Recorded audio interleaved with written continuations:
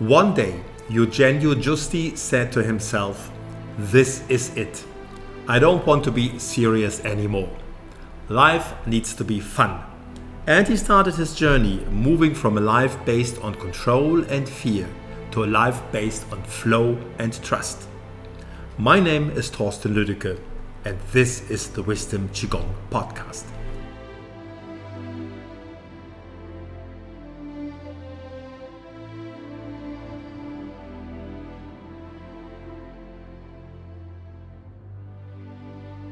Welcome to the show, Eugenio. I'm very happy to have you here. It took us a little bit of time to get together, but I think I'm very happy because your name gives it away. You are Italian by origin. You live in New York. You're currently in Italy, back at your family house. And that already gives me a good starting point for the conversation, because you said you're going to talk about your life and how Jinen Qigong, kind of mirrors the development of your life or your life's journey. So let's dive right into that, Eugenio. First of all, thank you for inviting me to share this experience of my life. So basically, the idea is that in my life, I was trying to be. I was actually, how can I say, I was plagued by perfectionism. So it was always an anxiety of always doing the best possible. And that eventually, in my career as a college teacher, it became really my pattern. And my pattern always was to be always in the future mode. So I could do things, I could organize, but nobody was really, anything that I would really do would always be really perfect. So there was a time in my life where I realized through that actually being mostly excellent was perfect. Before I would say, oh, well, I'm not excellent. But now mostly excellent is just fine, perfect. In that process, I realized also that I needed someone to live in my heart and not in my head. That was really my big shifting point. Realizing that I was always in my head with my topics, with my thoughts, with my organizing things all the time, but I never lived in the present. I was always in kind of a future mode. So I said to myself, well, you really need to get out of your head and be in your heart. Now, how this connects me with Shinya Qigong very recently, I know, as we say in Shinya Qigong, the process of the Qi is an up spiral. So it goes up and up and up. And that was also my experience. I didn't reach Shinya Qigong right away.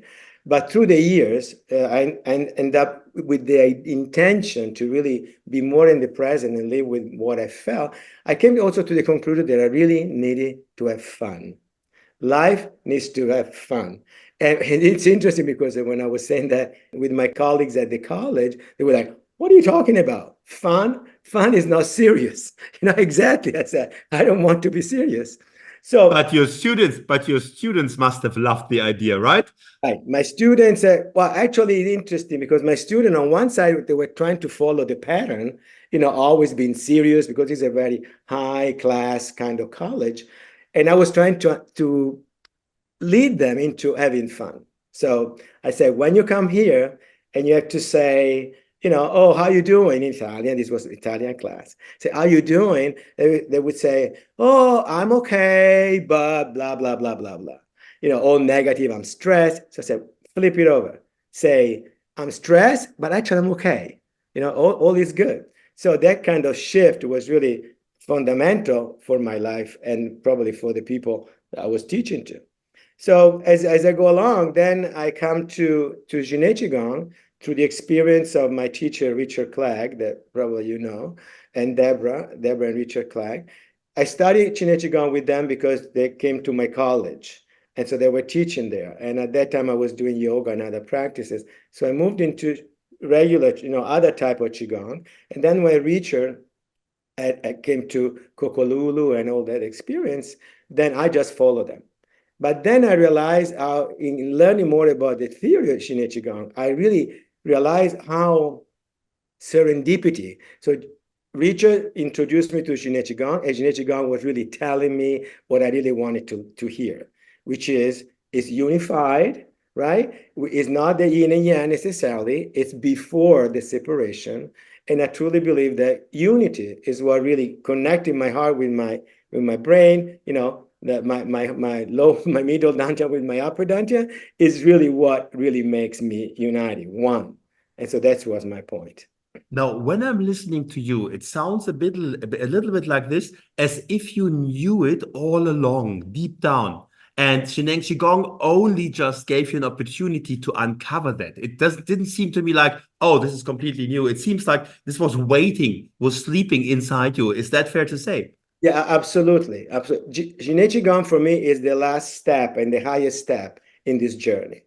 So when recently Master Jian She was in New York, and I had the gift that he came to give classes into my apartment in New York because we were supposed to be outdoor and the weather wasn't good. So he came, and then he started talking about Bambini heart, and talking about how we should go, let go and go into the heart and experience like little children.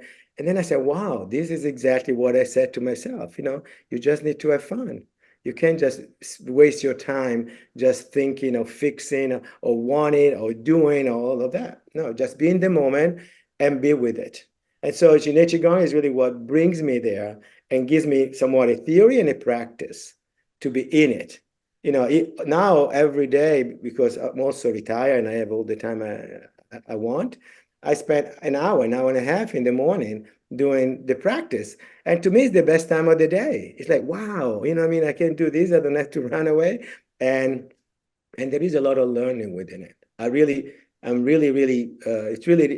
It's really deep how I realize, for example, how to relate to pain. For me, one of the biggest discoveries also not to have fun, of course, but also when I do practice, how do I relate to the different pains that my body may have? Can I try to fix them? Can I try to, force them? Can I try to get afraid of it? No, I can stay with it. I can stay with it, keep the practice, let your mind go. As Jian would say, song, relax, relax. And then you realize magically that things morph and they disappear. And you say, wow, what happened? This is like a fairy tale. Being a child in a fairy tale, and this is exactly what happened. So now, this is funny enough and a recurring theme in the last episodes I have been recording. So I'm interested to look a little bit into that, why you think that happens. So, what you're basically describing is you stay with the pain. You're not resisting it. You're not trying to overrule it or fix it or anything. You're just staying with it. And tell me more about, how comes it's transforming?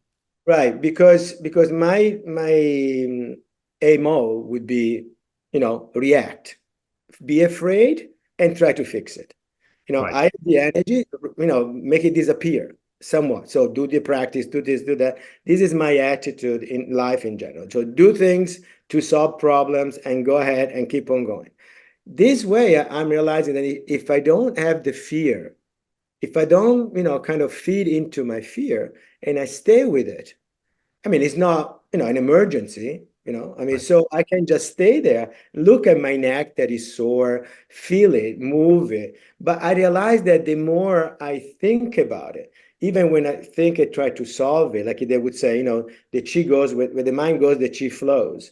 So if I don't think too much and actually let my mind flow, play, or create imagery, then I go back to it and it's not there anymore. I said, wow, what happened? This is like magic. I don't know, but it's a good magic, what I mean? And the I think, idea ultimately at the base of all of it is that you need to trust. It's what I would call probably some sort of faith that you let go and the universe will send you the right answer, whatever right, answer. So right. there is a process of acceptance there that is essential, to what is. Now, that is an interesting thing that I just would like to pick up when you say, yeah, we all know the saying, or most of us know the saying, where the mind goes, the chi follows the flow. And this makes a lot of sense, in particular, if we think about intention. You set an intention and then the chi flows. Now, at the same time, there is an inherent intelligence within chi. So if what you do is you activate the chi through your exercise, the chi naturally knows where it needs to go in order to, to give you progress and to give you the healing or deal with whatever you need to deal with. Now, sometimes, in my experience, that might be a very surprising, because you might do Qineng Qigong because you have a pain. You gave the example of the back. Now, even though you do the Qineng Qigong, maybe the chi is not operating upon the back because the chi knows there is another thing that might be more important at that point, and it operates in that realm. I have an example at the moment of a woman that's very close to my heart. She was doing a lot of exercises with the purpose to get her vision back, and nothing really moved. And now it was discovered that she actually had quite a serious heart issue, and the doctors looked into her and said, well, wow, we have no idea. You're in such a good state, given the issue you have with the heart. We don't know what you've done, that you are so healthy still. So my interpretation here is that the chi knew, well, don't worry too much about getting a better eyesight at this moment. There is something more serious going on. So it's a little off topic, which I'm to what you've just told, but it came up and I wanted to share it, because I think it's also important to understand that it's not just about setting the intention. Sometimes it's just great to activate the chi and let the chi do the work. Well, exactly what actually what you're saying, I fully understand and share, because I think the point is that when I set the intention, I have to let go. Because often we think of setting the intention, and the intention, I also do. Okay, I have the intention to fix the problem on my neck, and I keep on insisting that I have the intention. It doesn't work that way. You have to set the intention, like a prayer, for example, and send it to the universe. And whatever the universe, or the chi in this case, sends to you needs to be accepted. Because the moment you accept it is actually the most difficult one, because you have to accept things that maybe your mind thinks that is not correct or is out of your intention. No, it will be revealed to me that is actually the only possible truth and the best truth possible. And that's why I think that the process is really the awareness, the intention, and then the acceptance. And the acceptance will bring the transformation, whatever that will be. As you say, this woman had a problem with the eyes, and then it goes into the problem is actually somewhere else in her body. Exactly, but that's a fantastic revelation, because she wasn't aware. And so the same thing happens to me. The beauty of not seeing that after practicing it, doing it 15 minutes, 20 minutes, after that you see, oh wow, it's not there anymore. So that thing says to me, not that I manipulate the situation. It was actually the situation manipulates me. The universe manipulates me. Now I'm trying to fix the universe.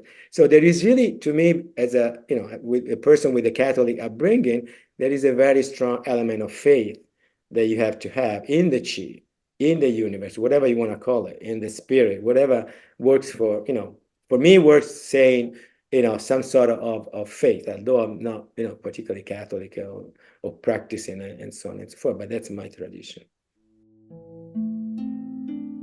My name is Leila Cupido, and I'm the project manager of the Students Hub. Our team is constantly adding events, teachers, videos, and other resources to take your practice to the next level, improving the quality of your life and the life of the people around you. We do this work for you, so please use it. Hun Yuan Ling Tong. Now, let me go a little back to where we started, because it's quite extraordinary to meet a man like you who says, well, the first thing that comes up when we talk about Qineng Qigong is fun. Most of us would first think about healing, that for obvious reasons. A lot of us serious people would also think about consciousness and our personal development. But, to come up with, it's fun, that's quite unusual. Although, when you think about it, it's absolutely not, because you were talking about Yan Xie, and I remember one of his favorite sayings, at least, when I met him first, was he was always talking about a sunshine mind. He says that everything is beautiful when you have a sunshine mind. Yeah. So that is, having fun, enjoying yourself. That is yeah, great, and I think it resonated so much with you because you didn't allow yourself to go through life that way, no? So tell us a little bit about this transformation and what it means to you, and whether this was tough, because there might be a lot of people sitting there saying, "Well, how can you have fun? I've got this issue, I've got that problem, and this is not going well. Yeah, maybe this man is very lucky, but I can't have fun because my life doesn't just grant that." Right. I understand that.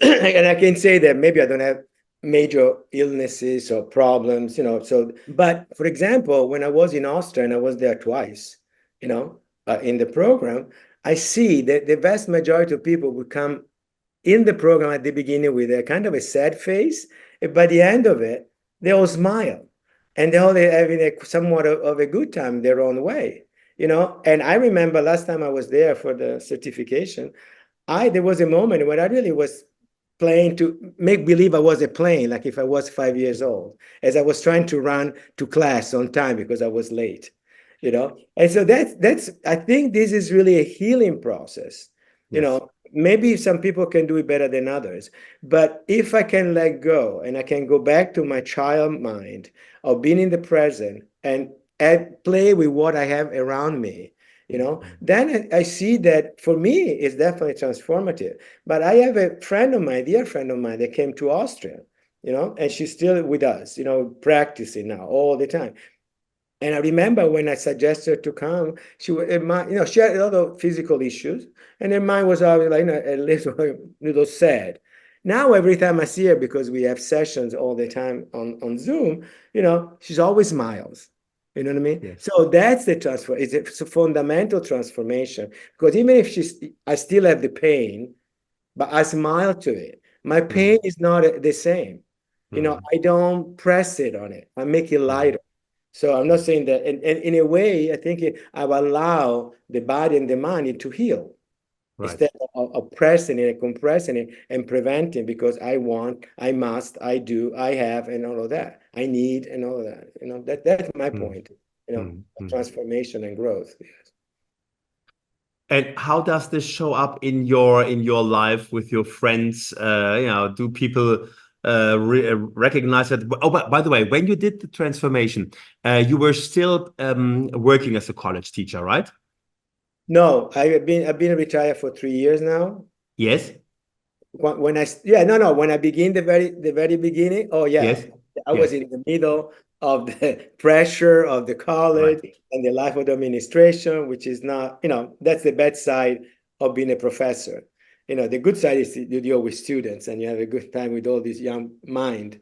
But the bad side, I told the administration, the research, the publishing, and all that. So no, yeah, that's when I really had this moment. I said, I need to really live with my heart and not in my head. Yes, it was connected. And that happened before you met Shineng Qigong, or? That was actually years before. Then I started my practice that went into yoga, because at that time I was really doing gym and bodybuilding, all these kinds of things.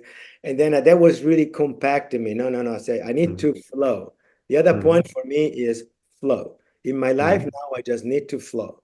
And so the idea is that I studied coming from gym and bodybuilding into yoga, and then yoga was still not really letting me fully flow.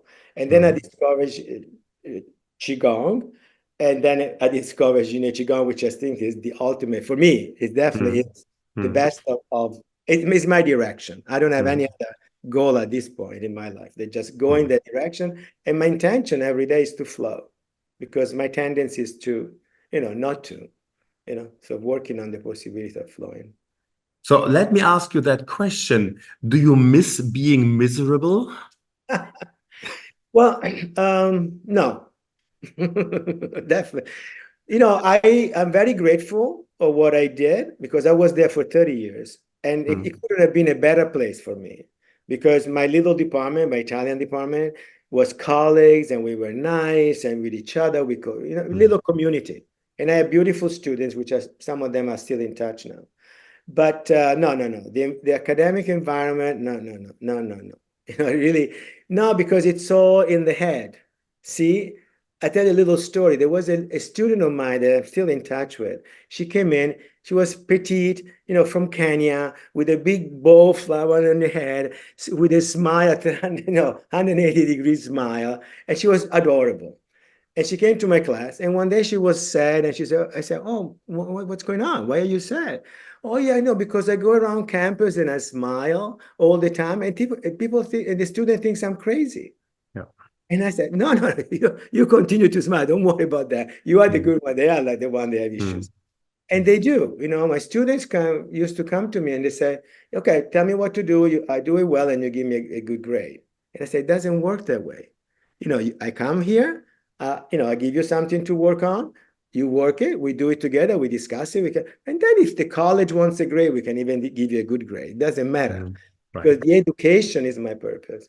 Yes. Bring things out of you as a young mind, and build your own self-awareness, a self-determination." And that's why also this switch a little bit into Jine Qigong. What I think is beautiful about Qigong in general, Jine Qigong, is that I am my own healer. I don't have to ask anybody else. Yes, doctor is there, this and that, fine. I can go and check, do tests and so, but I am the one that makes the decision about my body. Yes. And that's fundamental to me. Now, in an interesting way, you have actually gained what you've been trying to gain all your life. I mean, you have to correct me if I'm saying bullshit here, but what I understood is that in the first decades of your life, you were all about control in a way. Being successful, doing things right, being anxious about doing things right, this incredible pressure. This is a control thing. Right. But you could never control anything, really. And now, by letting go and by discovering basically the power you hold within you through Qigong, through Tineng Qigong, you actually found that very control that you were always looking for, but not in a, but in a, as you said, you spoke about, in a trusting way. So it's not you consciously taking control. It is you being in control because of the wisdom of your own body, of the wisdom of the Qi field. You know that you can make sure you are healthy, you are happy, you are having a good day. So in an interesting way, the thing that you've always been seeking and could never find by trying to grasp control, you finally found, right? Yeah, and the control has become flow. Right. That's my big switch, is like to try to control, because control was based on fear. Yes. Now flow is based on trust. Yes. Whatever that is, yes. The acceptance of what is the flow. And that's the only, and I can see the result of the flow. Yes. And of course, I still keep some fears for the future because I'm still human and I'm still here in this human dimension. But at the same time, I can work on the process of letting it go and just see how flow, Yes. There was an early meditation when I started meditation, and I was always so agitated, and I said, "Oh my God," they tell you can stay 5 minutes, meditating. I said, "Are you crazy? Me 5 minutes still? I can't." I'm like, yeah, all the time. But then I did a walking meditation. I just happened to walk along a stream, and there was all this bubbling, blah, blah, blah, blah. And I said, "Oh, that's my flow. That's what the people I come from are the people that talk through the streams in the woods, and that's how I flow." Right. And so I need to reconnect with, quote unquote, my people or the universe, whatever it is. So that's my, and that exactly what Jine Qigong is helping me to do.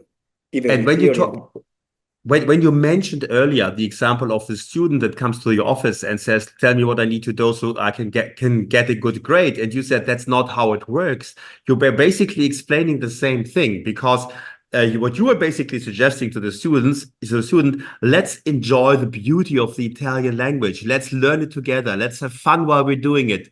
And then at the end, there might be a grade or not a grade, but it's not outcome dependent. Let's enjoy the actual learning of the language. Now, when you talk about the flow now, you're basically saying, let's enjoy life. Let's enjoy the beauty of life. And let's trust in the flow, but we're not depending on the outcome. So the outcome might be this and the outcome might be that. And now I'm back to Jian Shi. Another thing that he always says is, now, whatever the result is, you will see him smile and say, "Oh, it's also good." Although Right. it might not be the thing that he wanted. If he misses a train, he won't say, damn, I missed the train. He will say, oh, that's also good. No? Because then I can spend more time in the station, or I can have a coffee or something like that.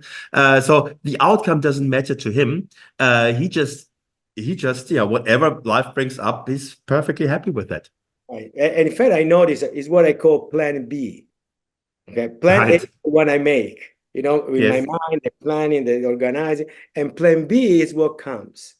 So if I'm able to think about a plan B and the plan B, I'm okay with it, then there is no problem.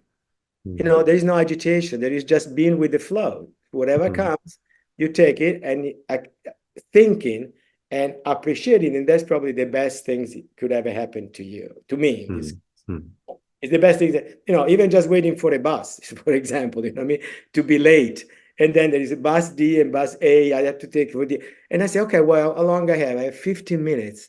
Okay, let me stay here. What happened if I come home late? What's the big deal? You know what I mean? I can do something else. I can stay here and look at the sky while I'm waiting for the bus. You know what I mean? And then the bus pops up. That's a fantastic thing that you let go and then the bus comes, the one you need.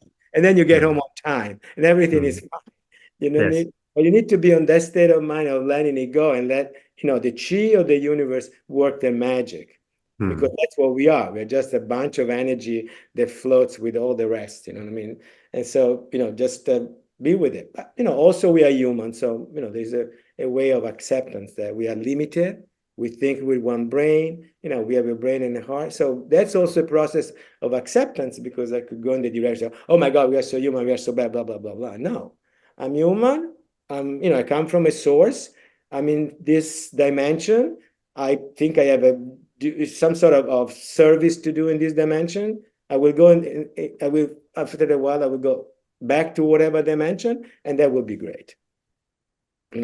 As long as I'm here, I'll try to do my best here, Yes.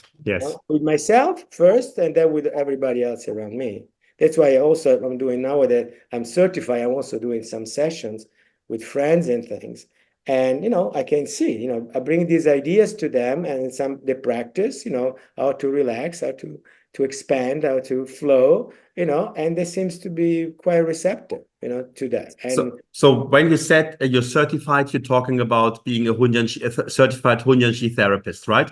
Because we didn't mention that earlier, but when you spoke about Austria and the time you spent there, that was all part of the Hunyanshi therapy program, correct? At the beginning, I went to Austria. I already was a student, Richard Clegg. Yes. And Barbara Clegg. And then at the beginning, I went to Austria to see in the healing group. Okay. Group to be healed. So yes. I could see if I liked it, if I wanted to continue. And that's when I made my decision that I really wanted to continue. And fine, if I don't have the need for a certification because I'm not making it into a career, but at the same time, why not? So yes. It may be better to have it. So the following year, I went to Cyprus in the spring, and then the following year I went to Austria last year in 2023, and that's when I certified.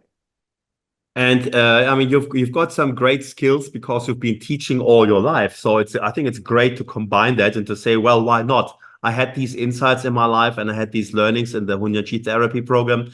Let me share that with whoever wants that. And that's the way it is. We meet people in our lives, and some people are at a stage where they're totally receptive to these ideas, and we can tell they want to move to the next level. And then there are other people where the time is just not right, or they have other things that they prioritize, which is just as fine, right? I have my journey to walk. If anybody wants to walk it with me, more than happy. I like people. I like to be with people, but my walk is my walk. Even with my partner, my walk is my walk. Likely it's also walking a similar path, so we can walk together, which is more fun than just always being alone. But if I have to be by myself, that's what it is. I just, it's my thing, and so if I can have fun with a group, or I can have fun by myself. They told me when I was a baby, they put a blanket with some toys, and I was playing with them, on the blanket as a little kid, Right. But if there is another friend that we can share, it's even better, no? We can. It's more fun to dance in a group than dance by yourself. as far as I'm concerned. So whenever I have, whatever I know a possibility, I try to share with other people. Yeah. Now, Eugenio, have we missed any of your, any of the things you would like to share with us today? Is there any point that you feel, oh, this is something else I would like to mention? No, I think my points are kind of basic. I don't have to, I don't have to. The only things I would say I was mentioned. I just, now that I'm doing some sessions with people, it's really rewarding because they're mostly friends, and there is Yes. no, it's just done for fun again, because I like to do and I like to share with them. And it is friends, family, people that, I found here, and my neighbors, offer to them, do you want to have a session? Do you want to relax? Do you want to have time together? And usually my sessions are like, there is a conversation. So, as Master Leo would say, there's a conversation, and then eventually there is the actual, relaxing technique that I've learned through. And usually they say they like it. At least they want, they come back. I guess they like it. And that's fine. Right. I don't have any agenda beyond Yes. that, except Yes. sharing. And you do them in English or also in Italian? I do. It depends on the person. If the Right. person understanding is English, fine. Right now I'm in Italy, and most of the people that I do here, the people that are connect here, they don't really speak English. So we can do perfectly, And that we have probably Richard mentioned that at the end of this month, we're having a retreat here, Jine Qigong retreat in my village. So many of the people there will not understand English. So either I'll be the translator or the one that organize a session that devoted to Italian, and some other will, speak English. So that would be the other part. So it's kind of fun. Very good. Very good. Well, thank you very much, Eugenio. That was lovely to hear from you. And I think it's very refreshing to start with the whole idea of having fun in life. It is so fundamental to Jinen Qigong, but we don't often make it the main topic because there's usually there's something else that is the focus of a conversation. Although I must say, I mean, with most of the people we talk to in the environment, we can see they're having fun. Most Jinen Qigong practitioners go through life, with a smile on their face, and you can tell that they have been on that journey. It's just that they don't express it that way necessarily. So I think it's great to bring this into our consciousness that this is the essence of Jinen Qigong, because a happy mind is a relaxed mind, and a relaxed mind has a relaxed body. And if the body is relaxed, the Qi can flow, and there are no blockages. So it's actually quite simple. So anybody listening who wants to learn Qigong but doesn't want to put any work into it, just be happy and smile all day, and you can skip over courses and classes. Absolutely. It was really, exactly. Let's have fun together. Okay. Well, thank you very much, Eugenio. I hope you have a fantastic time in Italy. Good luck with the workshop, the retreat. We will leave, of course, all your details in the show notes so people know how to get in touch with you if they would like to. And then, I'm looking forward to maybe meeting you again in one of the future episodes and hear more from you. Yes. Thank you. Thank you for everything. We trust you enjoyed this conversation, and we invite you to subscribe to our podcast so we can stay in touch and notify you of future episodes. We will end today's episode with the 8 verses meditation performed by Jinen Qigong teacher Katrin Hendricks. Enjoy.